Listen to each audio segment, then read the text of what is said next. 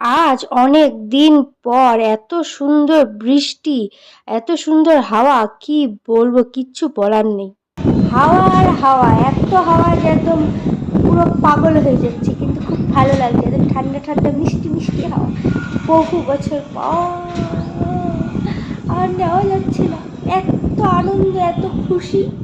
এখানে আমার বরমশাই দাঁড়িয়ে দাঁড়িয়ে বাইরের প্রকৃতির নজারা দেখছে, কারণ এত সুন্দর প্রকৃতি, কিছু বলার নেই। দেখো কি মেঘ করেছে।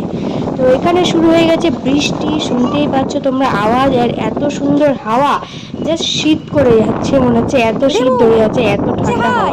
এখানে কুচকিটা দাঁড়িয়ে দাঁড়িয়ে হাওয়া একদম ফিরে নিচ্ছে। তারপর বৃষ্টির মধ্যে আমাদের খেতে ইচ্ছে হলো গরম গরম চা। তো এটা তো একদমই দরকার। তো আমরা চলে গেছিলাম একটা ক্যাফেতে বলতে পারো। তো সেখানে গিয়ে একটু চা কফি যে যেটা খাবে খেয়ে নিলাম।